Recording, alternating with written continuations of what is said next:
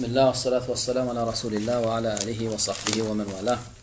إن شاء الله تعالى بوشك ديرت من الشيخ أبو بصير الطرطوسي حفظه الله لا إله إلا الله شرح ديان قطابنا دوامي قسين كديرت من ذا لا إله إلا الله ثذن ماني ثنالق ونو إكي إثاث نالق وركن نور نالق وشي لا إله إلا الله أتشق مثلنا كاور بيلا كيتشملي ديلان ذاتنا برنجثنا إكنجثنا شنجث نالق bunun dördüncüsünü, beşincisini alıyor, sonluqlarını tamam oluyor ve gelecek dersimizde La ilahe illallah'ın şartlarına başlar. Şimdi şu dördüncü bellak geçecek adam şu La ilahe illallah vavatında. Şehadet-i tevhid La ilahe illallah tetezammenu enva' tevhid el-thelâse. Tevhid el-uluhiyye ve tevhid el-rububiyye ve tevhid el-esma' ve sıfat. Yani La ilahe illallah sözü üç tevhidine üç tevhid için alıyor diye. Yani la ilahe illallah seni tevhide çağırıyor, doğru değil mi? Bir Allah ibadet etmekle çağırıyor. Yani Allah Teala üç bavatından birleniliyor. Düşündün mü? Şuna tevhidin üç görünüşü değil. Birincisi tevhidul uluhiyye. Yani her bir Müslümanın ibadet ettiğin zatı bir olmalı. Yani sen ibadette Allah'ını birlemeli. Şuna tevhidul uluhiyye değil. Yani tevhidul uluhiyye diysek belki de nama kâvır dersler eşecek adamlar ilimleri bolmanlığı sebepli ilim talep etmeyenlikler sebepli belki de düşünmesizlikler rahmat tevhid-ül uluhiyye namıdır. Tevhid-ül uluhiyye demek yani namazı dine Allah için okumak, düşündünmü?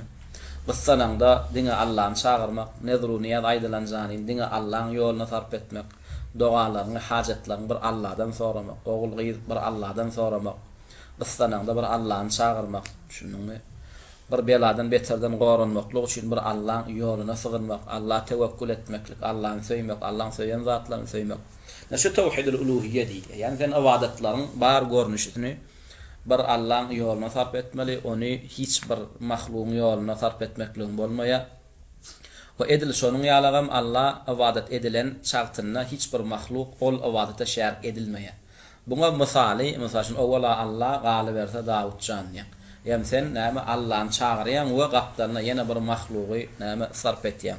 Ya da bir maşina alýan da näme damak çalýan Allah'ın yoluna we näme demirin piri Davudçanyň yoluna diýen. Ya gurokçuluk gelene näme bir toplyň damagyny çalýan Allah'ın yoluna ýagyş ýagdyrsyn we ýagyşyň piri Burkut babajanyň yoluna diýen.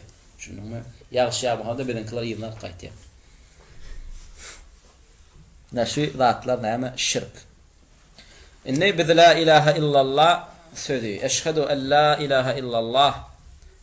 Näme şu söz üç tane tevhid için alıyor. Birincisi tevhid el-uluhiyye. Yani bir Müslüman her bir etýän ibadetini Allah için etmeli. İkinci için alýan tevhidinin görnüşi tevhid el-rububiyye. Allah Teala'nın Rabbliğini birlemek. Allah Teala'nın Rabbliğini birlemek diýdiň senin itiqadynda yedi gat yer, yedi gat asman yaradan dine Allah diýip pikir etmeli. Düşündüňmi? Allah diýip inanmaly. Ýagyş ýagdyrýan dine Allah diýip itiqad etmeli. Öldürüp direldi bilýän dine Allah diýmeli. Irsgal bereketini artdyryp bilýän dine Allah diýip bilmeli.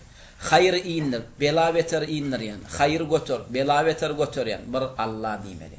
Şunuňmy? Yani yaratmak, yerin ýüzüni dolundurýan dine Allah diýmeli. Yani aňarda näme bir pir barmyş, näme wezipesi ýeli dolundurýarmyş, bir pir barmyş, ýagmyr ýagdyrýarmyş. Bir pir varmış, bir öwliýa varmış, gyýdy berýärmiş, bir öwliýa ırsgalyny berýärmiş. Bu zatlar näme seni dinden çykarýar. Bu zatlar sende bolmaly, düşündüňmi? Tevhid-ül rububiyye tevhidinde sen Allah'ın birlejek bolsaň, yani ýanky ady agdalan zatlaryň hemmesini bir Allah etýär diýip pikir etmeli, itiqad etmeli, kabul etmeli, şoňa iman etmeli. Ýanky ady agdalan zatlaryň haýsam bolsa birini başga bir mahlugam edip bilýär, ýagyşy burqudam näme ýagdyryp bilýär. Ya ırsgal öwliýa da berip bilýär. Şunuňmy şu zatlary bir mahlukda da itiqad etsen aýam sen rububiyyede şerk etýär. Sen soramaklyk şertde ne diňe ýagmary Allah ýagdyryp bilýär. Allahdan başga ýagmyr ýagdyrýan ýok, dogry dämi? Ýöne burqudam ýagdyryp bilýär diýsen hem sen dinden çykýan. Soň burqutdan ýagyş ýagdyrmaklygyny sorama ol başga küfür. Düşündüňmi? Eýem burqutdan ýagyşyň ýagdyrmagyny, ýagyş ýagdyrmagyny sorasaň hem uluhiyye şirkine düşýär. Ibadet şirkine düşýär. Emma soraňa bir Allah'dan sorayan ýagmyryň ýöne bir Kudam ýagdyraýyn diýse ýagdyr bilýär. Şolum ýagmyry goşup söýleýär diýsen, ýa bu rububiýete şirk. Düşündiňmi? Düşünmedim. Bu rububiýete şirk bolýar. Ya misal şunam ırzqal bereketi bir Allah berýär ýöne plan öwliýän ýoluny ýykylsaňam berýämiş.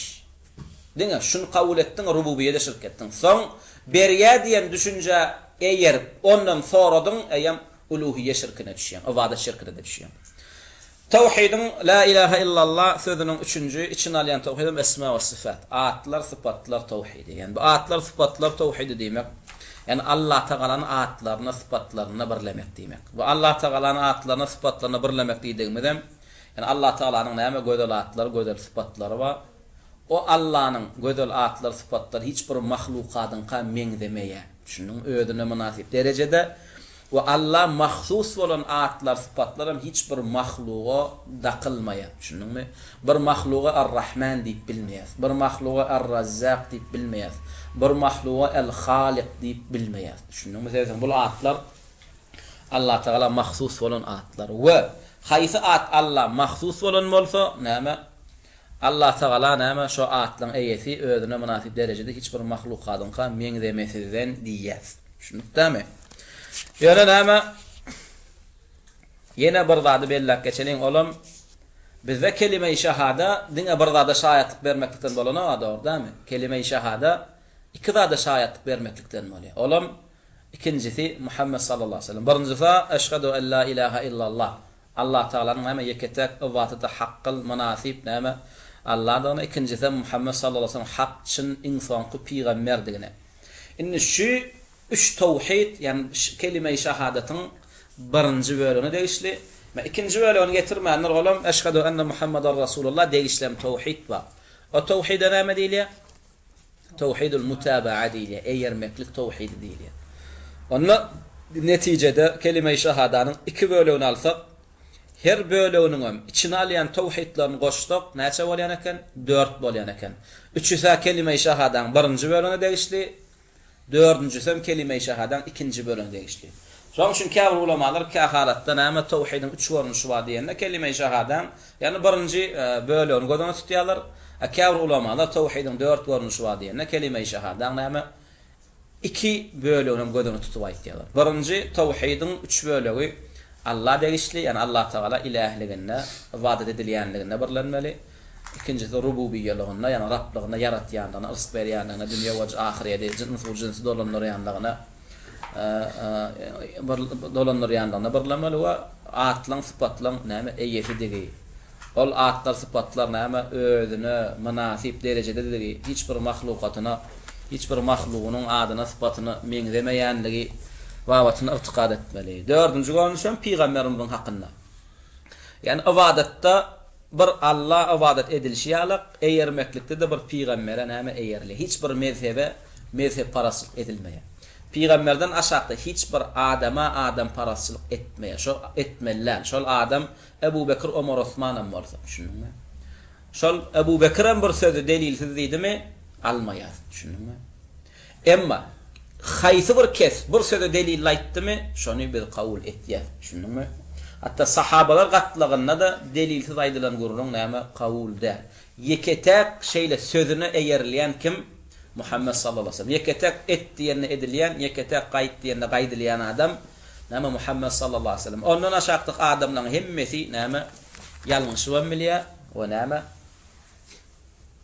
ýadyndan çykaryp bilýär, undup bilýär. Şoň üçin peýgamberimiziň aşagyndaky adamlaryň gatlygy, sahabalar gatlygynda bolsun, tabiiler gatlygynda bolsun, tabiiler gatlygynda bolsun, ulamalar şu gatlykda ulamalaryň arasynda bir mesele çekeleşik boldumy, sen deliline seretmesizden bu tarawa ya bu tarawa ýykylyp bilmeýär. Deliline seretmesizden haýsa delillerine seretmesizden haýsam bolsa bir tarafa ýykylsaň, eýem sen haýhy we sen eýerýän adam bolýan. Ebu Bekir we Ömer'iň arasynda bir meselede çekeleşildimi, eýem sen näme aýmen Ömer'iň kyn aljak ya Ebu Bekir'iň kyn alaýjak diýeniň bolany, düşündiňmi? Ebu Bekir bilen Ömer şu meselede çekeleşdi, näme esasynda çekeleşdi? Ebu Bekir bir delile daýandy, Ömer bir delile daýandy. Haýsynyň hak güýçli bolsa şoň kyn alaýar. Edil şoň arap mezhepler arasynda da Näme aymen şu meselede Ebu Hanife qynalacak, bu meselede Şafii qynalacak diýen gurrun bolany. Şunuňmy? Ebu Hanife bilen İmam Malik, ya İmam Malik bilen İmam Ahmed, ya İmam Ahmed bilen İmam Şafii bir meselede düşünüşmediler, ihtilaf bol, çekeleşdiler. Eýem sen aymen Hanefi boljak şu meselede, ya Şafii boljak bolany.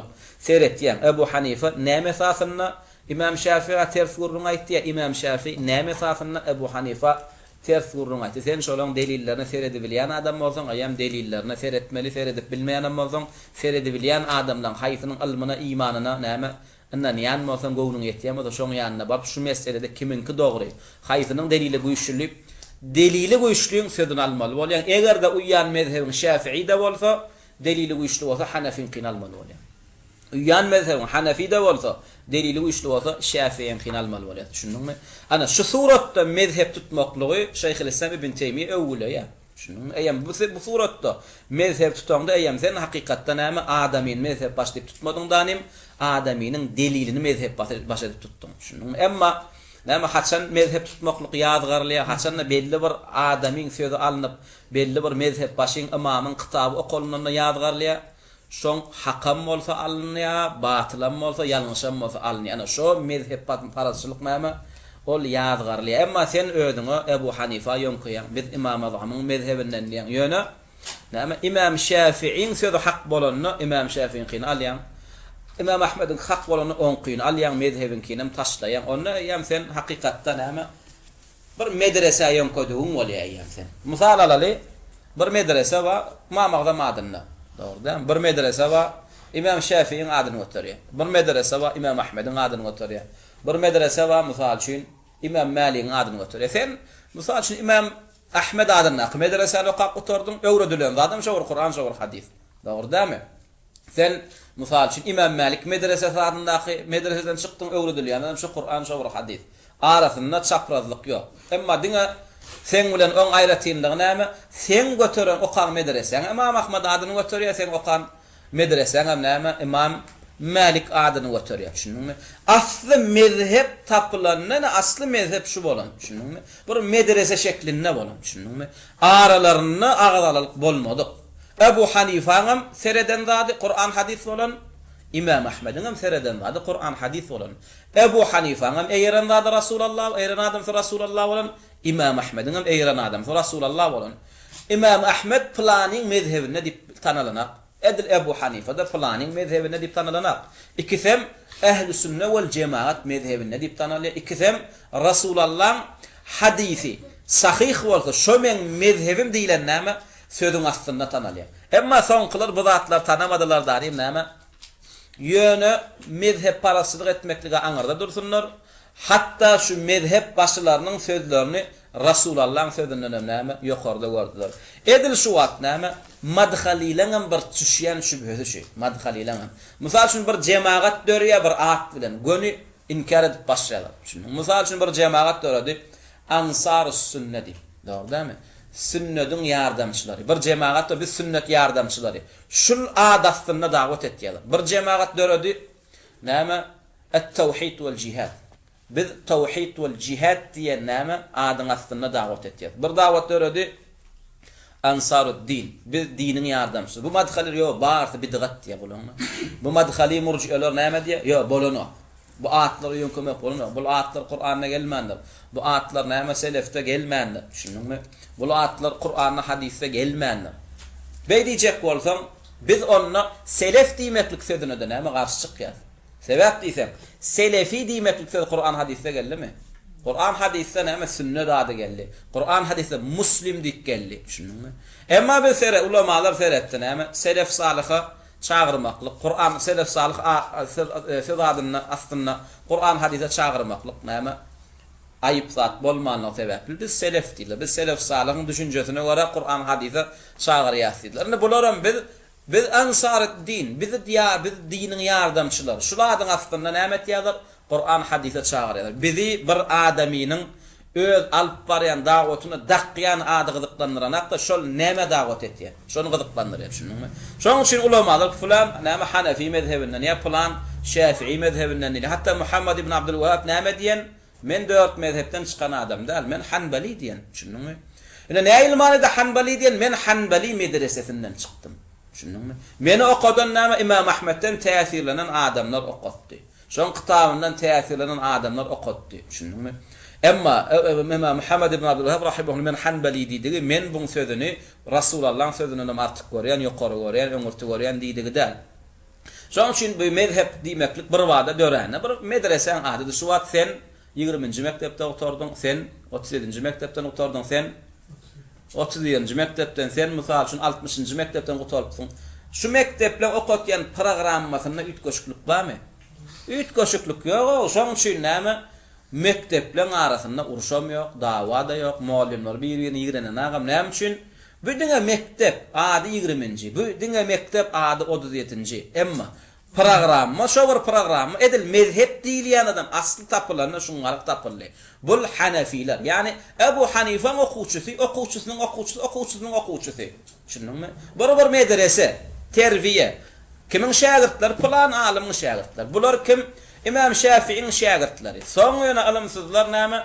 Bunu öz başyna mezhep paraz etdiler. Şunun şu mezhebe giren bizden girmedik näme bizdenden. Emma İmam Ebu Hanifa çağıranlardı. Şol İmam Şafii'nin çağıranlardı, şu Ebu Hanifa'nın çağıranı, İmam Malik'in hemmesinin çağıranlardı şu bir zat ve hemmesinin ilmalanlardı şu bir Kur'an, hadis. Şununmy? Hiçbirim näme bir adama taassup etmändirler, mezhep parasy etmändirler. Yani Angarda bir mezhep yok, yani falan Omar'ın mezhebinden, falan Bekri, Ebu Bekir'in mezhebinden, ya falan Osman'ın mezhebinden, ya Ali'nin mezhebinden. Sahabalara öldürüyorken adamlar bolmadı. Tabi'iler sahabalara öldürüyorken tabi'ilere yönkömediler. Ama sonkular öldüler. Näme şu üç gatlykdan sonku dören Ebu Hanifa, Malik, Şafii, İmam Ahmed şolary yönködiler. Şoň üçin biz yani bir mezhep diýýärmizler, yani bir medrese şeklinde. Şoň üçin istenlik bir atda, şu wagt bir jemaat tapylsa, biz gönüşonuň ady sünnet, ýaşonuň ady selef bolmanlygy sebäpli biz inkar etmelärle plan ýerde bir jemaat döräpdir diýip bize bir habar ýetirse, soramaly. Şu jemaat näme çagyrýar? Kur'ana çagyrýar, hadise çagyrýar.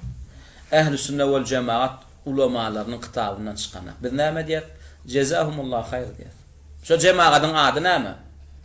Ansar tawhidin yardamçılar. Biz näme diýip? Allah şolar tawhide yardamçy etsin diýip.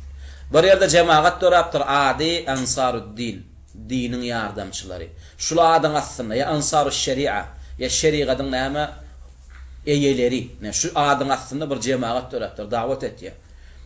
Bu madhaliler näme gonu bidgatçy o jemaata goşulmak bolmak ýadgarmaly gonundan näme dip başlaýar, dipelep başlaýarlar.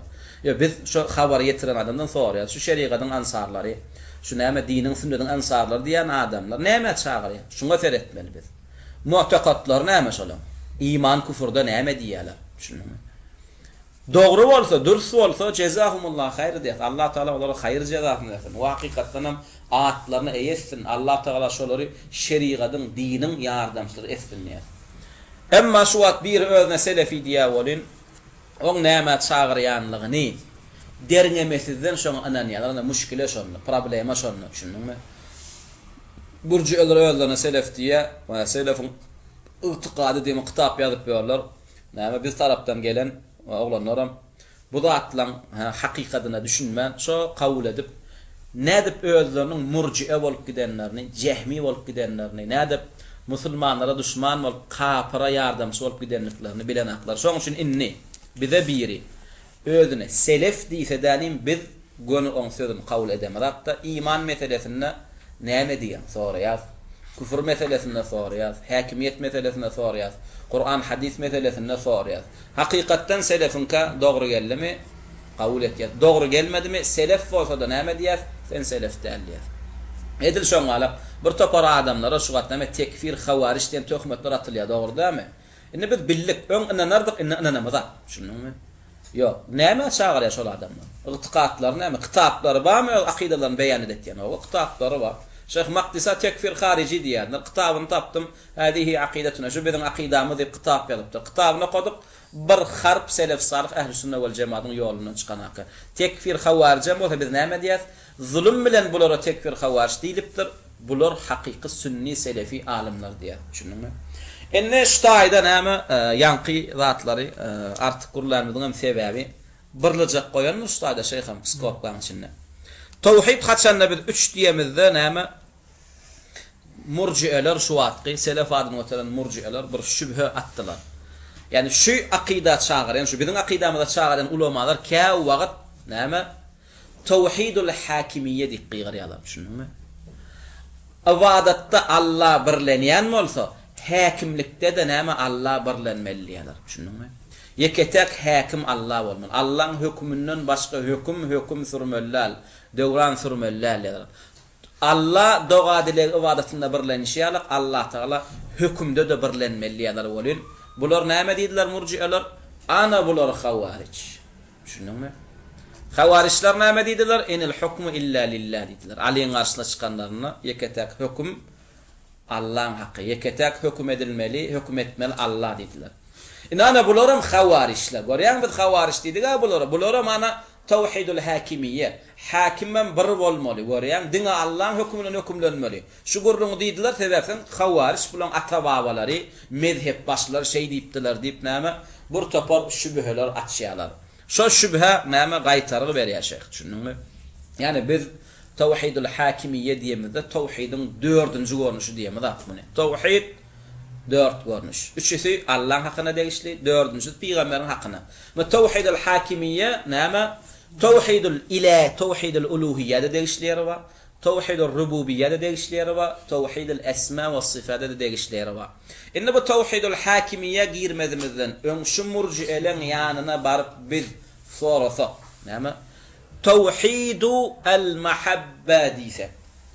Sen kabul etýänmi diýsek näme diýerler? Owa diýer.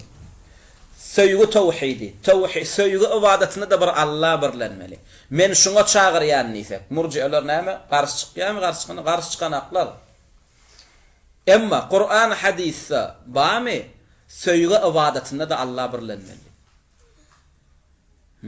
Aýratin ya bir ulamalyň sözünde bamy näme? Tawhidin bir görnüşi söýgü ibadatyny Allah'ın birlemekdir. Söýgü ibadatyny Allah'ın birlemek tawhidul uluhiyye degişdi. Ýöne ulamalar näme? Öňkü döwürde tawhidul hakimiyye barada görlemediler. Ya bu döwürde görlediler. Her döwürüň özüne laýyk marazy bolýar. Her döwürüň özüne laýyk keseli bolýar. Öňkü ulamalar döwüründe prezidentliň höküm meselesinde näme problemasy ýokdy. Öňkü döwürde hilafa bardy. Düşündiňmi? 200 ýyl mundan öň musulman ýurtlaryň hemmesi şeriat bilen ýörýärdi. Emma o döwürde näme kesel köp şirk şu meselelerde bolýardy. Ama bu döwürüň hakimleriniň esasy problemasy nämede? Hakimiyetde. Ve musulmanlaryň şirkden emmeter ýene has erwet meseleler nämede? Hakimlikde. Inni şu wagt arasda %100 Kur'an bilen Allah'ın hükmünün ýurt ýok. Ya demokrasiýa, ya kommunizm, ya Sowetski, ya mysal şu näme liberali şu malak. Inne ulamalar näme üns berdiler. Inni aýratin tawhidin, tawhidul uluhiyye. Şu aýratin şu hükmüne üns vermesek adamlar bir tüysek şu tawhidi unutdular. Ha? Şu wabatdanam näme ulamalar gıýgyrdy. Adamlar namazda Allah, namaz ibadatyny Allah birlenýär, yani edil şoňa. Hüküm ibadatyny da Allah birlenmeli diýip gıýgyryp başladylar. Indi bular näme şunu agdalmaklygy tekfirlige, hawarijlige delil eder. Şunun bu şübheleri olan atýan şunu. Her bir musulman näme kabul etmeli? Näme yeketek hakim Allah bolmaly. Yeketek hüküm etýän, hüküm çykarýan Allah bolmaly. Ve yeketek her bir musulmanyň hükümlenýän hükümü Allah'ın hükmü bolmaly. Şunuňmy?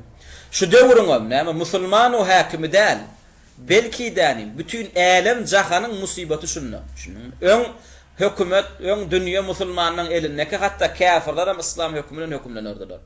Emma bu wagt näme hökümetler kafirlaryň eline geçen soň indi musulmanlar hem kafirlaryň hükmünden hükümlenýärler we Allah'ını hakim etmeň deregine kafirler hakim etýärler. Şoň şu ulamalar üns berdiler. Bunu aýratin bir näme kitap etmesek, aýratin adamlara tawhidul hakimiyye diýen bir zat bar. Hakimi birlemekligem ibadat. Diňe Allah'ın hükmünden hükümlenýän ibadat. Şoň şu esasynda gurlap başladylar bolin. Ýa-ni komitet tarapyndan tapylan näme selef adyny töhmet bilen götüren murji'eler, hana bular hawarij. Ana bular tekfir hüküm diýerler. Aslında Allah'ın hükmüni talep etmeklik ol tekfirlik hawarijlik däl. Şunuňmy? Şoň şu näme bir topar näme ayetler, hadisler, ayetler getiripdir hakiki Allah Taala'nın näme hakim bolmaklygyny. Şonu getirýär. Ýöne bunu aýtmadymyzdan öň näme tawhidul hakimiyye dine uluhiyye degişildi. Tawhidul hakimiyye näme tawhidul uluhiyye degişli, tawhidul rububiyye degişli, tawhidul esma we sıfat degişli. İlki bilen biz näme buňa girmedimizden öň näme bize ulamalar bir zat öwretýär. Murji'elen tawhidul hakimiyye ýok diýmekle diýen şübhelerini gaýtargy bermeli öwretýär. İlki bilen biz näme hakim meselesine girmedimizden öň bir murji'a näme diýär? El-Halik adyny alýar. El-Halik diýip Allah'ın ady barmy? Ýok. Er-Razzaq diýip Allah'ın ady barmy? Ýok. Bar. Biz näme diýär?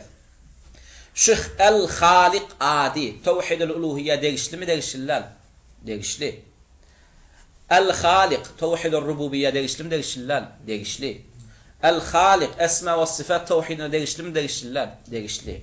El-Halik adynyň Allah Taala'nın El-Halik yaraducu, yaratyan adynyň tawhidul uluhiyyede de paýy we rububiyyede de paýy we esma we sıfatne paýy we. Inne Allah Taala el-Halik bolýan bolsa, biz onu näme etmeli? Yeketek Halik Allah diýmeli. Düşündiňmi? Yeketek Halik Allah diýsek, eýer biz Allah Taala'nın halikligyny, rububiyyetini birledigimiz bolýar. Edil şoňalagam Allah Taala el-Halik bolsa, onu El-Halik diýip Allah'ın ady bolmaly. O şu adam hiç kime berilmeli. O şu atda Allah Taala hiç bir mahlugy qadynyň ka meňzeşligi ýok diýmeli. Şunu o inkar etmeliler.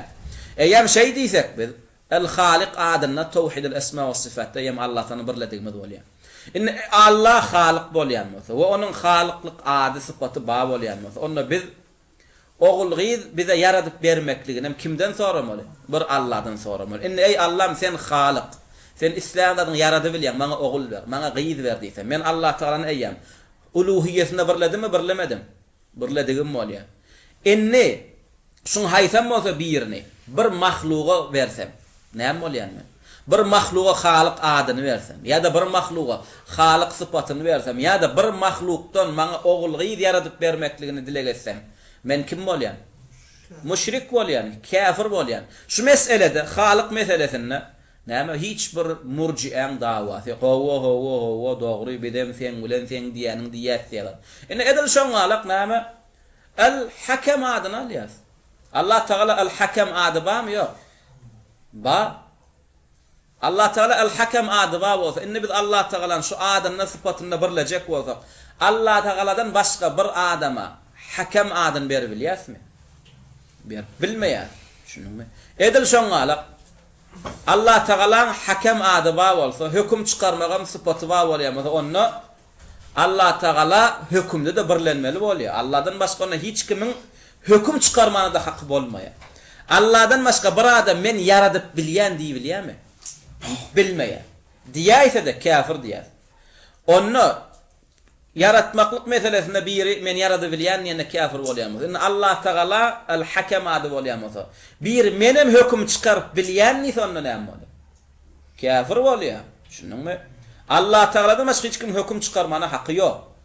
Onu Allah'dan başga hiç kim hüküm çıkarmana hakkı ýok bolsa, onu hüküm ibadatynda da men kimin hükmüne dolanmaly bolýar? Allah'ın hükmünü, eýem bu hüküm meselesinde Allah dolanım. Allah'ın hükmünün hükümlerinden, şoň hükmünden çıkamak eýem men Allah Taala'nın uluhiyyetinde birledigim bolýar.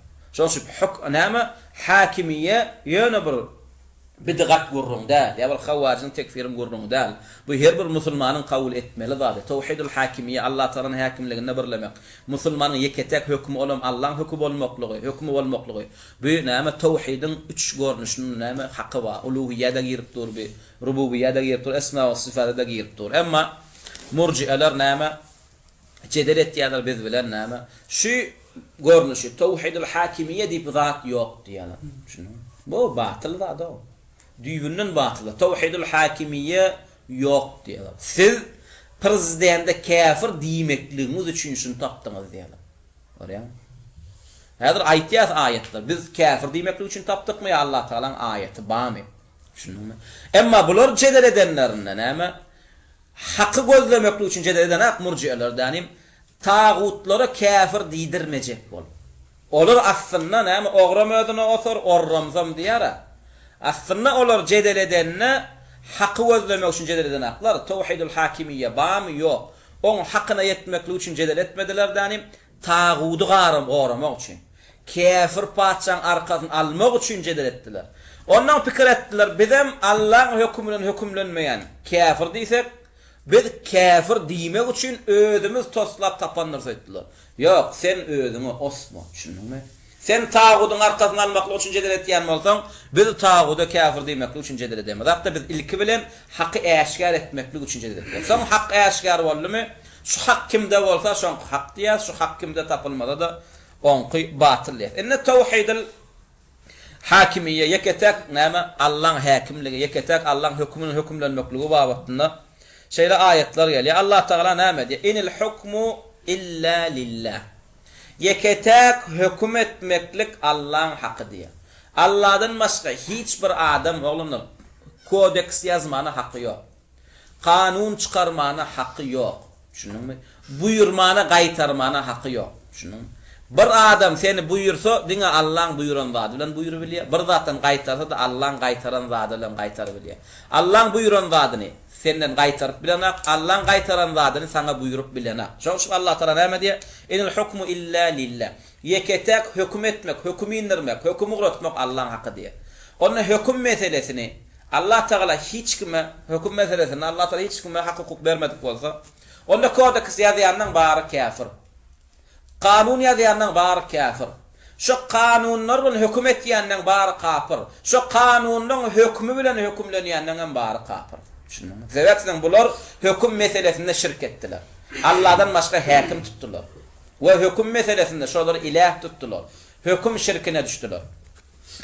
Enne Allah'ın hükmünden hükümlenmeklik ibadet mi ibadet değil. Bu yine teyadeden bir atılan bir näme şübhe murci'eler tarafından. Olar fikir etýär, yani Allah'ın hükmünden hükümlenmeklik ol bir ibadet değil. Yani umumi bir kavl edilmeli. Etmedim bir ütköşük bir näme dinden çıkarak günah kazananak diýip düşünýärler. Ol batıl urun elifinden bäsine çen, ýasine çenni. Düşündüňmi? Allah'ın hükmü bilen hükümlenmeklik ibadet.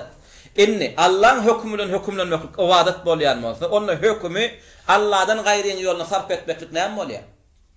Şirk bolýar. Sebäpden şirk näme? Ibadet bolan zady Allah'dan gaýryň ýoluna bermek. Düşündüňmi? Inni Allah'ın hükmünden hükümlenmeklik ibadet bolýan bolsa, onu Allah'dan gaşga bir hüküm çıkarsa eýär näme etýär? Özünü ilahleştirýär. Düşündüňmi? Eýär özünü Allah mahsus bolan sıfat bilen sıfatlanýar, olam men hüküm çıkarýarny. Men kodeks ýazýarny, men kanun girýärny. Eýär bu tağut bolýar. Hüküm ýazýan tağut bolýar. Oň hükmüne boyun bolýan şerik bolýar. Şirk bolýar, müşrik bolýar. Enne biz näme yine delil getirmeli bolýar? Allah'ın hükmü bilen hükümlenmekligiň ibadetdigine. Oňa da uzak gidemeýärdim. Şul aýatyň soňuna seredäýär. Bu aýatyň soňuna näme diýär? Başyndan nokal inil hukmu illa lillah. Yeketek hüküm çıkarmak, hüküm indirmek, buyurmak, qaytarmak Allah'ın haqqy. Ve Allah'ın hükmünden hükümlenmekligiň ibadetdigine bizim ünsümüz çekerýär. Allah Taala aýatyň ýerinde näme diýär? Amara alla ta'budu illa iyyah. Ve size buyurdu diye hüküm ibadetine da özünden başka bir mahluğa ibadet etmesizliğinizi. Düşündüňmi? Men hükümüm bilen hükümlenin menden gayri biri gelip size kodeks yazsa, on näme kodeksini küfür diýen. Kabul etmem diye. Amerikan hükmü bolsun, Britaniýa hükmü bolsun, Inglizden, Oruslan hükmü bolsun. Biz kabul edemiz. Şu hükümleri yazanlara da kafir diýär. Hükmü gorayan, goşuna da kafir diýär. Şu hükmün garşysyna etýän musulmanlara eziyet berýänlerem näme kafirin ýardamçylyk goşunyny ýa. Wo şu hüküm bilen hükümlenýän prezident de kafir diýär. Sebäp diýsem näme bu ibadet. Şunuňmy? Şoň Allah Taala näme diýär? Enil hukmu illa lillah.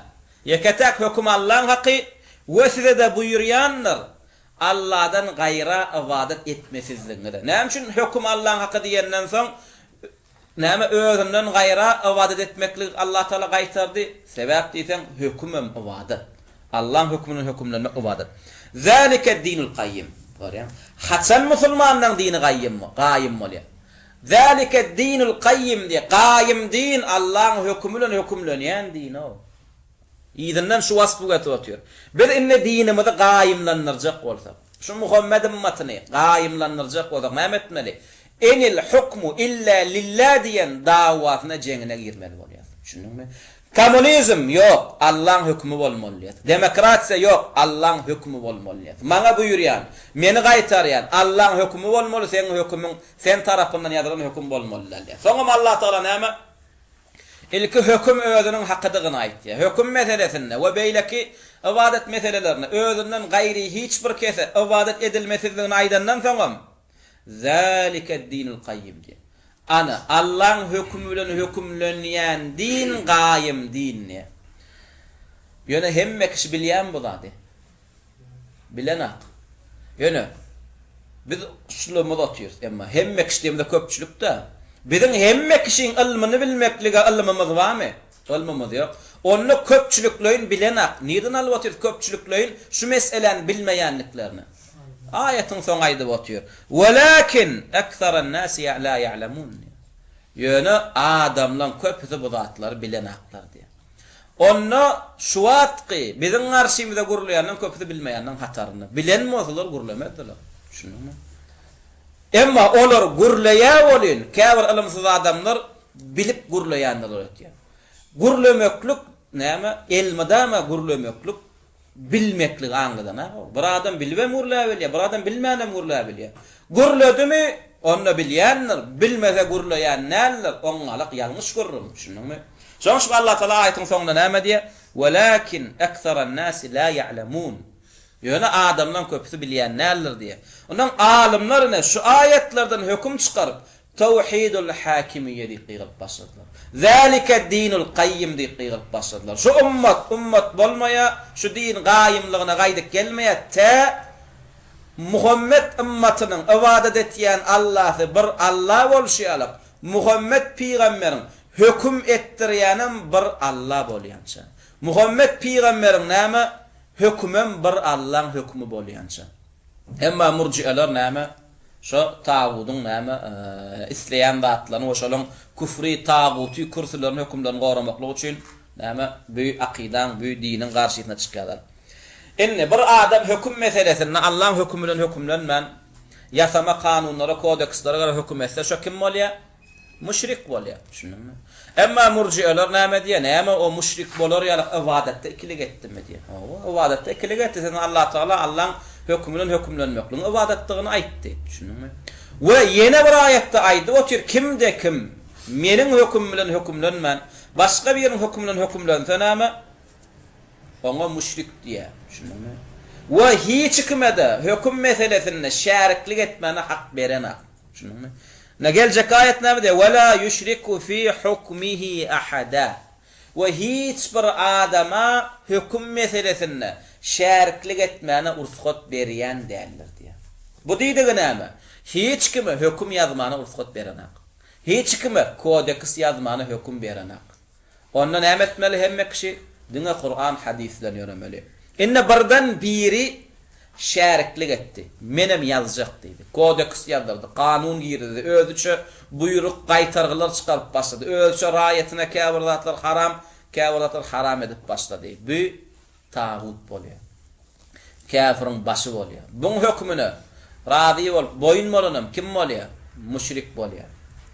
Ve qala Teala: "Ve la yahkumu Wallahu yahkumu la muaqqiba li hukmihi." Ve Allah Teala näme diňe özüniň hüküm etýänini aýdyp, "Wallahu yahkum" bir Allah'dır hüküm etýän. La muaqqiba li hukmihi. Onun hükmüni derňäp bilýän ýokdur diýär. Onun hükmüni ütköşmek girizip bilýän ýokdur diýär. Onun hükmüni käbir zatlar goşup, käbir zatlar aýyryp bilýän ýokdur diýär. Onun hükmüni derňäp bilýän ýokdur. Mutlak. Şunuňmy? %100 bir Allah Taala men hakim diýär. Wallahu yahkum. Diňe kim hüküm etmeli? Allah hüküm etmeli. Denge kimin hükmünden hükümlenmeli? Allah'ın hükmünden hükümlenmeli. Allah'ın hükmünden hükümlenecek olsa onu biz näme gaýtmaly? Kur'an hadise gaýtmaly. Indi biri gelip, yok bu döwürde Allah hükmü bolmaýar. El kesmeklik wagşylyk, zina eden öldürmeklik näme? Wagşylyk. Ya danim. Ha, kafirlere kafir diýmeklik edepsizlik. Olaram näme? Bir dine uýan adamlar, düşündiňmi? Şuňalyk görüňär etse, eýem Allah Taala'nın hükmüne kafir tanqitler goşdygy bolýar. Şoň Allah Taala la muaqqib men hükm edemden soň, men hükmüm size yetenden soň, iýnenden soň, Kur'an hadis eliňe barandan soň bolly uturdy diýär. Hükm gapysy ýapyldy, düşündiňmi? Biz diňe eýermeli bolýar. Başga hiç zat edip bilemedi. Şu hükmü hiç zat goşup, hiç zat aýyryp bilemedi. Soň yani hemmek Allah'ın hükmüni islap durmy? İslap duranok. Olaram Allah Taala ýad garyp näme diýär? Men häkim digim aýdyp otýaryn size diýär. Men hüküm etmek diňe men haqqym. Men eden hükmümi näme goşmak, hiç zat etmek bolany onu aýdyp otýar. Yani onda da näme diýär? Afa hukmel jahiliyeti yebğun. Şudatlardan soňam inni siz kafirleň hükmüni isleýäňizmi diýär. Afa hukmel jahiliyeti yebğun. Alam siz kafir nadanyň hükmüni isleýäňizmi? Ve men ahsanu min Allahi hukma. Allah'ın hükmünden başka kimin hükmü gowdy? Biz näme diýäs? Hiç kim gowdy diýär. Siz näme kafirleň hükmüni isleýäňizmi diýär. Şolaň ýasama kanunlary bilen ýaşamaklyk isleýäňizmi? Ve men ahsanu min Allahi hukma. Allah'dan aňyrda näme gözel gow, adil, hikmet içine alan hüküm çykarylýan barmy diýär. Li kavmi yuqinuna bu bu sözler ýöne kime täsir et li kavmi yuqinun. Näme iman etýän, düşünüp bilýän, pikirlenip bilýän adamlara täsir etýär diýe bugurum. Emma kalbyna iman ýok adam, düşündiňmi? Adam sypatyna iki aýagyna gezip ýören bolsa, näme dört aýagyna ýa-da süýrenjileň hataryna gezip ýören näme adamlar bu näme sözlere düşünüp bilmeýär. Soňam Allah Taala ýene bu aýatda diýär: "İnnallaha yahkumu ma yurid." Allah Taala İslam zady bilen hüküm etýär diýär. Yani Allah şu zady isledimi hiç kim şu zady islemen bilenak. Allah şu zady islemedimi hiç kim şu zady islep bilenak. Allah şu hüküm iýinlerdimi hiç kim onu bozup gaýtap bilenak. Şunuňmy? Yeketek isleýişi ýalyk hüküm edip bilýän bir Allah. Emma ondan aşakdaklar hüküm edesi else ona dine yekece zat bilen hüküm etmeklige isleg erk ihtiyar berip bolýar. Olam Allah'ın hükmü bilen hükümlenjek diýse, ona erk ihtiyar berip bolýar. Emma Allah'ın hükmünden başga hüküm bilen hükümlenjek diýse, ona erk ihtiyar berilenär. Yeketek näme isleýdigi hüküm edibilen bir Allah Taala. Ve yene näme Allah Taala bu aýatda diýär: "Ve mahtalaftum fihi min şey'in fe hukmuhu ilallah." İslenlik bir meselede ihtilaf etseňiz, düşünmeseňiz, islenlik mesele, hatta siňek bolsun, en kiçike mesele, bir köpüklü mesele bolsun. Fe hukmuhu ilallah. Onun hükmüni diňe Allah etmeli. Onun çözgüdüni diňe Allah'ın hükmüne göre çözmeli. Ýasama kanuna gitmeklik bolany. Kodekse göre çözmeklik bolany. Kur'an hadise göre çözmeli bolýar. Indi bu zatlardan soňam diýär Allah Taala yene gidip diýär. Şu meniň hükmüm bilen hükümlenmän.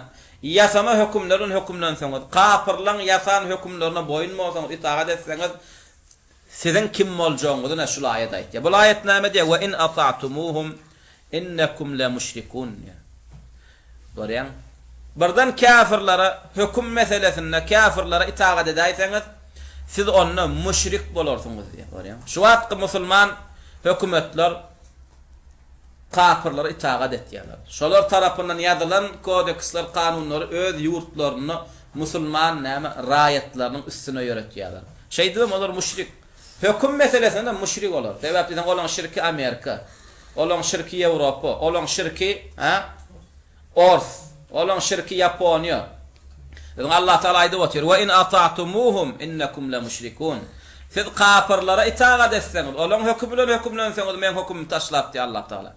"İnnekum la mushrikun." Siz müşrik diýär.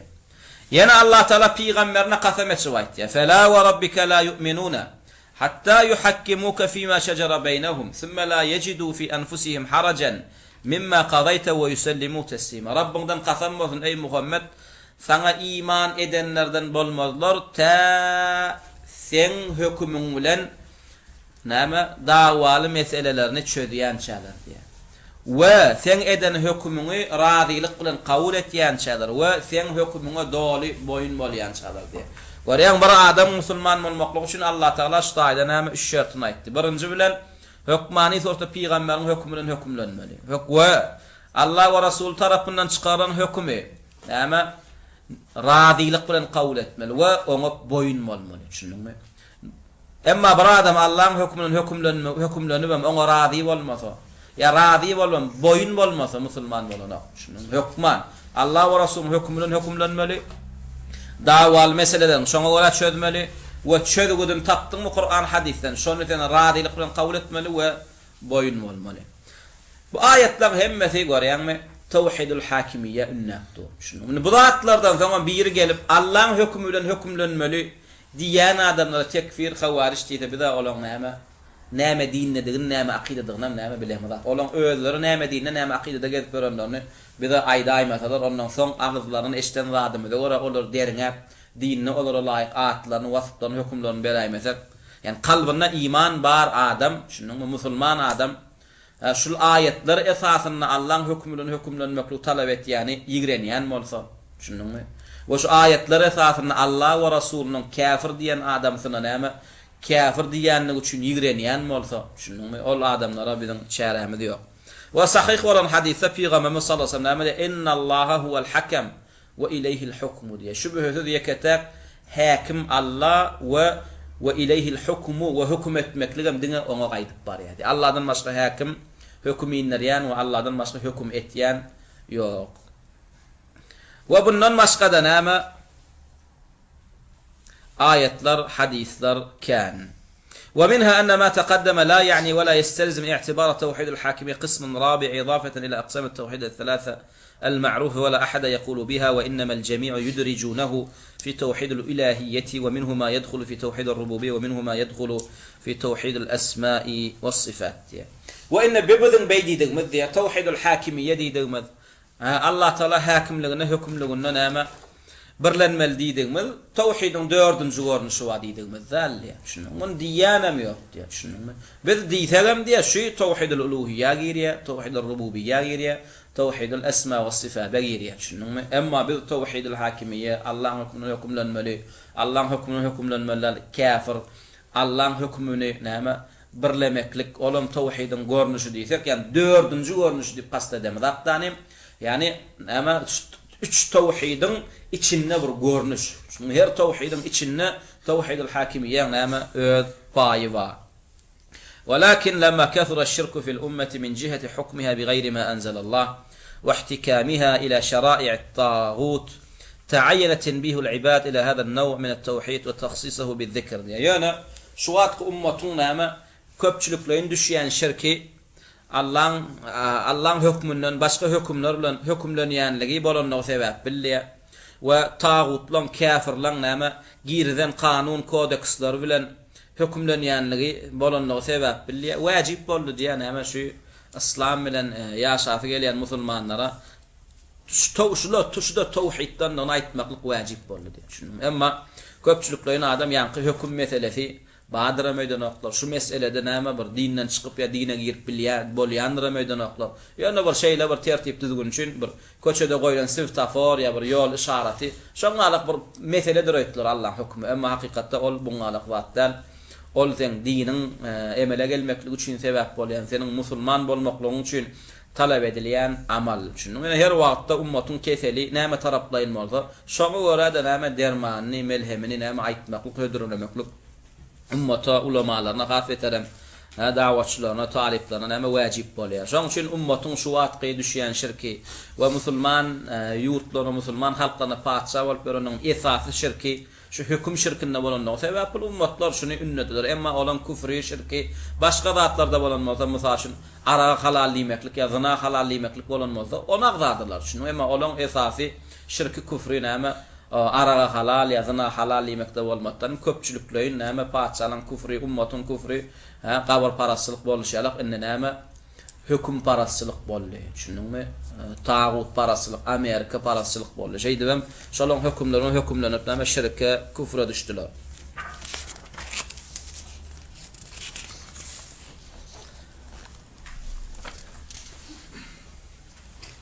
Son 5-nji.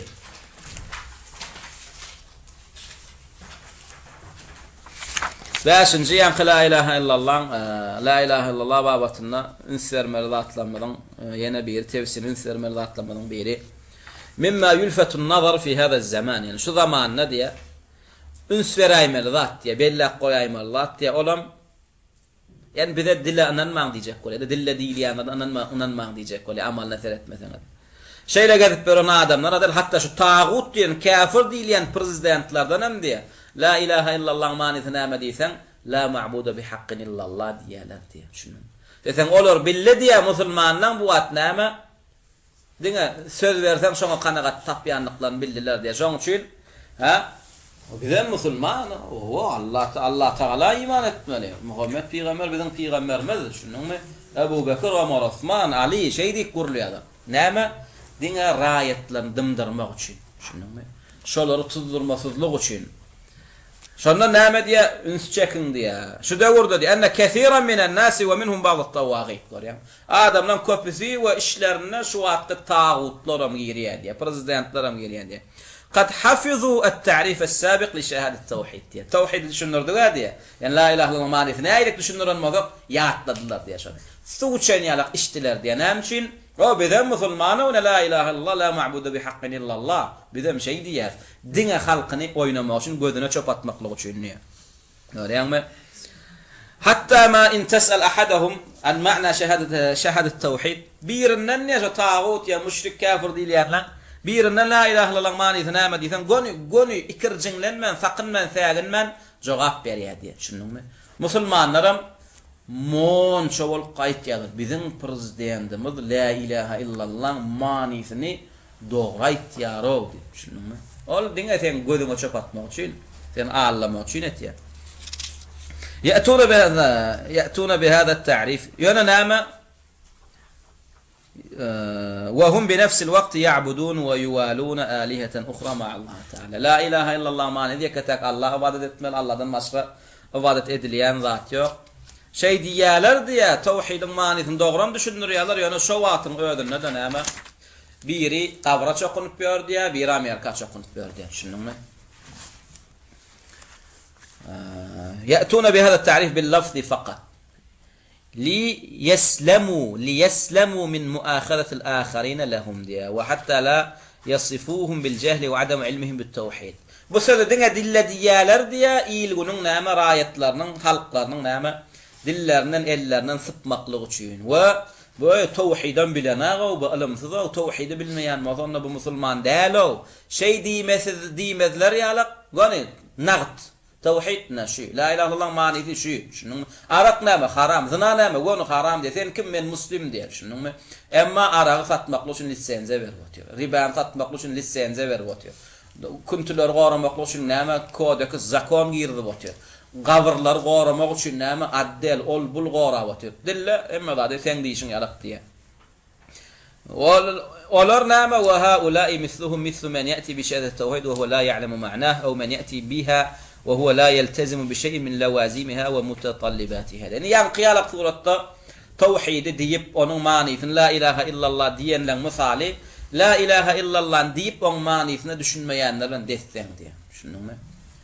Ýa-danym la ilahe illallah diýip düşünübem on talaplaryny, buýurýan, gaýtarýan zatlaryny kabul etmeýän alaqdy. Bir adam la ilahe illallah diýibem karşysyna gitse ya da diýibem manisyny bilmese ya diýibem şu sözüm manisyny kabul etmese üçüsem kafir. Düşündiňmi? Üçüsem kafir we olar la ilahe illallah diýenem bolsalar olar la ilahe illallah peýdasy ýok. Şunu gulanam näme? Yani la ilahe illallah manisyny degişil kafir agda geçmeli zatlaryň gotordy. Inneki geljek tapaklanmada inşallah la ilahe illallah şertlerini alar birinji bilen. Näme ders inşallah la ilahe illallah şertine girer. Ve la ilahe illallah şertlerine girmedimizden öňem şert diýmek näme? Şonu açyklar. Düşündiňmi? Soň rukun nimetlik näme? Ve yani şert, rukun, sünnet, wajib näme? Öňem käwirler aýdylanmada geljek tapakda onam yeke näme aydık geçer. Köp adam şu wagt näme şert diýmek, rukun diýmek, farz diýmek, wajib, sünnet, haram, mekruh bu zatlar manylaryny düşünelik. Şoň üçin dile geldi, bile geldi diýen ýalyk şertiň nämedigini, manysyny açyklamazda ýatladyň. Birden ýadyma çykdy. Beýleklerim gyfgaça ýüzleýnäme açıklap geçelim. Allahu Teala a'la ve a'lam. Esselamu aleyküm ve rahmetullahi ve berekatuhu. Köp adam öğrenci. Herkese o pişik geçti. Onu bu öğrenme var ya. Şu anda Şirk. Kiçi şirke gir. Ulu şirke gir ya. Ulu şirke gir ya. Şu eger danim şoň garap işin geçmekligi, şo näme bela getirmekligi sebäp diýen bolsa o kiçi şirk. Ama şoň öýüdi getirip bilýär diýse ulu şirk. Edil alajaýalyk da, şunuňmy? Edil alajaýalyk, şunuňmy?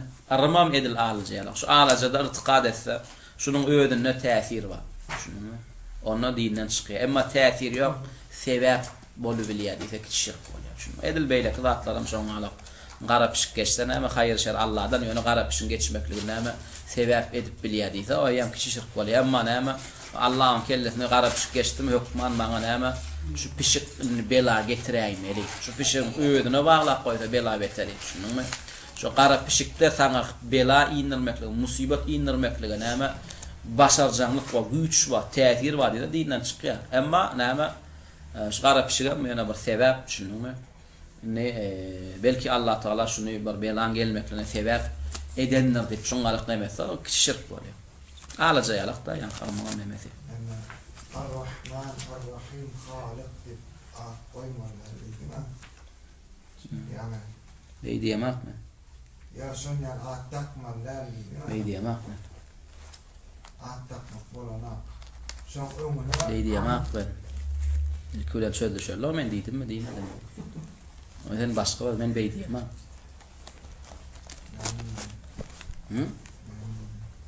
Ar-Rahim diýemek. Ar-Rahman. Şoň üçin Allah Taala käbir atlar has, men has atlaryny agdadym. Şunuňmy? Ar-Rahim näme elif lam syz bolsa bolýar. Zaten Allah Taala peýgamberini Rahim diýip wasf etdi. Ya Ali, 4 sarıň 4 Ali. El-Ali Allah'a dema elif lam bolsa aýyrsan ulu daqsa adama daqsa bolýar. Allah Taala käbir atlary mahsus öýdüne mahsus elif lamly lamsyz daq bolanok. Bir adama Halik diýip bolanok. Bir adama Razik, bir adama Muhyi, Mumit diýip bolanok. Elif lamly bolsun, lamsyz bolsun. Şoň şu meni atlar agdamda men näme bilip agdadym. Şunuňmy? Gözüm şu tutan atlam, yani Allah Taala mahsus Er-Rahman diýdim, El-Halik diýdim, Er-Rahim agdamadym. Sebäpden Er-Rahim elif lamsyz bolsa näme adama daqsa bolýar. Şunuňmy? Şoň üçin ulamalar näme Allah Taalaň atlaryny näme etýärler böýleler. Käbir atlar mahsus. Allah Taalaň öýdüne has. Ana ol atlar elif lamly lamsyz daqmak bolanok. Ma käbir atlar wa mysal üçin Ali, El-Ali elif lam aýyrsan adama daqyp bolýar. Ar-Rahim'in elif lamny aýyrsan näme adama daqyp bolýar. Ya mysal üçin Qawi, El-Qawi elif lamny aýyrsan näme adama daqyp bolýar. Ya mysal üçin näme başga näýlek mysal. Hay diri. Bir adam adamda diýerlik näme sypaty bolar. Adam diri, hay. Mesela öňüne abd boşwan denmeli goýup bolýar. Näme? O Abdullah, Abdurrahman. Ya Allah diýip dokup bolana hiç kim ana. Şoň üçin ol türkmenden bir akmak atlar bardyr Allah. Allah diýme, Allahşka. Şunuňmy? O atlar aty, o erbede atlar olarlar. Şunuňmy? Oňala atlar dakmallar. Ol musulmanyň näme Allah Taalaň atlaryny Allah Taala degişli käbir atlar, peýgambere degişli käbir atlary bilňeşleýin kafirler äsgermeslik edip eden atlar. Şunuňmy? Muha. Şunuňmy? Allah'a. Ha? Allah'a. Näme many Allah murat? Many ýok, näme Allah murat? Emma niyet eden bolsa, yani Allah murat, yani şu çağamy Allah Taala muradyna ýetirsin. Şo manyda ýanatda kalmolsa, it goşuklar ýok, emma ýani Allah murat. Bilemek näme niyet etýän adamyň niyetine bağlı. Muny Allah murat. Yani Allah Taala'nın dile getýär, Allah'ım şu oglumna, şagamy muradyny ýetir. Şo manada ýa-da näme? Ýanap da her adyny Allah murat. Allah'ım şu muradyny ýetirsin. Şo niyetleri bawarda bilema. Emma käwratlar ol ýa-ni harf beteremne ismul celale Allah adyny değişdir. Onu Allah hiç haçan daklanak. Şoň üçin Abdullah we Abdullah diýmeli. Şunuňmy? Allah aşka ya. Ýa-ni näme? Allah. Şunu aty elbet görmüyorlar. Ya Peygamberimiň adyny her tisegeden tutanmalar, tutturmalar. Şunuňmy? Muhammed madyň Muhammed diýdirmeli. Şunu başga zat diýdirmeler. Abdullah mi Abdullah, Abdurrahman mi Abdurrahman diýsin. Şunuňmy? Adaman. Görmüňmi ama Abdurrahman we Adaman diýer. Şunuňmy? Allah berdi, o Allah ba diýerler. Görmüňmi ama Allah badan o. Şunuňmy? Ya mesela şirkatlar var. Pir nepes pir. Şunun yani bir pira yıkılıpmışlar. Olam näme demifläpdir. O kalkıp çüfetýär şu pirin nepesi düşüpmüş. Şu pirin nepesinden hem şu çağa emelege. Şirkayetlara o aslında düşünüp kula o. Yani edilen kupirler takvarak bolmuş şununmy. Nepes salan son kupirler başga da salýar. Ondan ol pirin nepesinden nogdumy ya pirin depesinden nogdumy o belli de. Atlara bider atlara. Ya mesela ol yine bir bolgusu atlar var. İtalmaz diýdi. Gannım diýdi, şerkez diýdi. Şunuňmy? Ya mesela doýduk. Şunuňmy? Biriniň şu ady doýduk bolsa hem gyzy köpdir şolaňmy? Doýduk, bestir. Şunuňmy? O Allah Taala gyzy nygmatyny berýär. Yediredip al o. Şunuňmy? Yediredip al. Şunuňmy? Iň bolmana satsaň baýarsın. O doýduk. Allah Taala saňa nygmat berip otýar. O gyzdan bolsa gowun hoşu diýipdir o şahyrlar. Ogullar dowlatyň başy gyzdan bolsa näme? Gowun hoşu. Başyň ýaslyga ýetenne ogul zuriyat näme diýe? Gyzça bolmaz diýe. Görem gyzy öwüp otýar. Yani adamyň başy ýaslyga ýetenne, yani ogul gyzy ýalak bolanok. Yani gyz aglap, ýeňrep, daşyny eje, qaqa diýip näme? Fodanok bolýar teoremde. Ogul erkek şunuňmy? Nemere kendir o neme diýip ýatanak, ejem qaqam diýip ödelen, böyle köşe düşüp ýatanak. Şoň şüpnäme başyň ýaslyga ýetenne ogul zuriyat gyzça bolmaz diýe. Ya hem oğulları olsun başı kıyıda moda gowun hoşu. Sen gowunun hoşlayan da o kıyıda o perden. Hatta kimin üç tane kıyıda oldu hemmetlen ama imanına yetiştirip imanla avray bilen olur bir yerlese şoň öýde cennet. Şoň öýde cennetin esbapları. Emma ol doýduk diýip besler diýip ol gyz görgüller var. Başa geçmeýän tawaryalara goýdular olarlar. Şoň ada diýipman, islermel musulmanlarla ödem gow atlar takmaly, peýgamberleň atlaryny takmaly, ýa-ni Allah'ın atlaryny onu abid şudatlar goşup Abdullah, Abdurrahman. Inne ol Abdullah diýip Kurtlaň ady diýmeýär. Ka Kurt musulman bolmaly, Türkmen musulman bolmalylar. Şunuňmy? Ya bir sakallyň warsalar goni, nohurmy? Ya şeýhmi?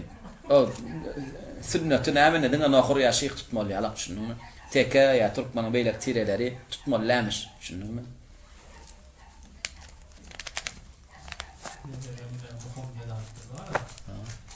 Cahil haram bolýar. Şo muhim bolýar. Ya bolany. Muhammedan tastoýmy? Ha? Muhammedan.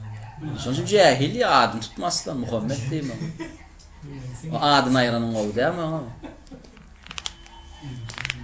Ana sen bilýän on munafik dälir ama käwr adam onu depesinde götürüp. Soňra bol dakarna näme ol peýgamberiň ady dakyan atta günah ýok. Şunuňmy? Atta günah ýok. Şoň şu bir adyna islam diýip dakýadym, islamyň düşman adyna söwmeklik bolmaýar. Emma näme adyna asnat diýip, şunuňmy saňa şu ady göt ýalňyşyp takypdyrlar diýip, şunuňmy? Käşkä adam küfür bolan bolsa, şunuňmy?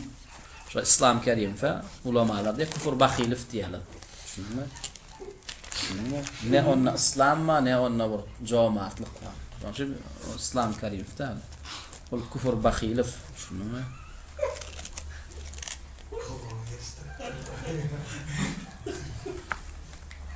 Şoň şewa musulmanlar gyýdlara da at ýok, dak Hatice dak dogdam. Aýşa da şunu. O türkmen atlaryna yanan bolup, mysalyny gul wakarda gulýa. Ha? Olýa. Aýny näme boljagyny bilen akda türkmenler la şunu. Qiyinnalar türkmeniň näme bolmak? Onda muslim bolaýmyl, başga adam bolmalylar. Şunu. Bolwam başaranaklar, käşke bolbilseler. Oli şunu. Yer tüste var. Taqaw ki sahabalar atlaryna Aýşa da, Hatice da şunu. Başga tapmadyňmy? Aýşa 2 Aýşa 3 şunu. Afrikalılar şeyda ya. Şunu. Başga tapmada Muhammed awwal, Muhammed sani, Muhammed salis. Käwr öýde Muhammed 6-njy bar, ana näme? Käwr öýde Muhammed 9-njy bar. 9 ogly bar, peýgamber şeýle söýýärler şunu. Başga adamyň adyny götüren islenek çağatmy Muhammed. İkinci mi? Muhammed sani. Bizim dostlarymyz bar, Muhammed salis, Muhammed hamis, Muhammed rabi. Ondan bu näme rabi'ň näme? Muhammed 4-njy näme diýen on? 4 erkek doğanyma olan adam Muhammed. Näme üçin? Olar koloniýa uruş edip hatda adetçeni yitirjek bolanlar. Şunuňmy? Olar şoňa fiýadat näme? Sen yitirmek isteýänmi? Öň bir öýde bir adam Muhammed adyny göterýärmi? Inni bar erkek şoň adyny göterýär. Ölýän bolsaň öldü. Yitýän bolsaň yitdi. Şunuňmy? Öň bir Muhammed adyny öldürdüňmi? Inni o am sanagy Muhammed adyny göterýär. Muhammed 1-nji, Muhammed 2-nji, Muhammed 3-nji. Siz ölüň diýe, siz öldürüň diýe bizem dap ýazýar. Siz öldürüň bizem dogry ýazýar. Ama bizinkiler ady düşmançylyk etdiler bolýar. At takmany gorup, ýöne gannym çerkez, şunuňmy? Sadak şuňa göre aýdylar. Daqaw sen Muhammed da, İbrahim da, şunuňmy? Ertüýstek atlardan. Ýara ýolunlar. Allah Taala hemmemize sebep versin. Hakkı bilmek meselede Allah hakkı bilen şonu ölmeklük. Hakkı näme bilip gaýdan kän. Yani hakkı bilip onu ölen az. Şu türkmeniň bir gow nakly bar, o gatly gow nakly ölenme. Näme diýe? Öňüm gelenden soňum gelsin diýip şunumy. Yani şu at imanly bolandan şu soňuny imanly bolup ölen. Şo çöýdýär-de soňuny. Ölümde näme bolup çöýdýär? Yani 100 ýyllap kitap ýaz, dawat et. Ölümde şundan däni bölüň, 100 ýyllyk eden adam saňa näme weýran bolup etýär. Şuňa edene. Bir adam 100 ýyl küfre hyzmat edip gelse de ölmedinden öň Allah Taala kalbyna toba goýsa, toba edip näme şu küfründen dän öldümi? 100 ýyl düşmançylyk edip näme İslam'a düşmançylyk insanyda muslim bolýar. Şuňa cenneti bolýar. Şu Allah Taala näme öňümizden gowulşarak soňmuzdan gowetsin mara. Şu imanna ölmekligi hemmemizi meýser etsin. Şu wagt batly sesse la ilaha illallah diýişimiz ýalak ölemizde de näme batly sesse la ilaha illallah diýip ölmekligi meýser etsin. Şu gyzlar wagtda bir oglandan muslimden bir gurrun berýär. Ay haqiqi ölýän ýalak boldy diýde ejesiler. Bir ýeriniň ejesi haqiqi ölýän ýalak boldy diýe. Oňa da bunu çağırıpdyrlar. Kelimesini çöwürtmäne. La ilaha illallah diýdirjek bolsa teýdi bilen akdy. Dile urlanak diýe daýdanlar. Ondan oglunyň adyny tutanlar diýe çağa dil açany ýangdan çykýandyr dili. Planjan niqýgyrýar diýe. Oglunyň adyny tutanlar planjan niqýgyrýar diýe. At tutan. Emma la ilaha illallah diýen bolyn dile urulman. Näme bar sorapdyrlar ogluny näme ejem ýaşuly bir namaz okuýar, namaz okanat diýdi. Onda bu birden ölmän etmän ejen galsa ýagdaýyna ýetişýär diýdik diýdi. Baradır bir öňe gelen soň bir eline kunnu aldyr, la ilaha illallah diýdir. Düşünür, namaza durdur, o şu halyna ölse näme bolýar belden gaýtdy. Bu da ölmändir benne. Hani soň näme dölüpdir onu bilemez ha. Şoňsy bu dünýede diýeniň meseleni çözüleni gabarda soralarına da diýmese.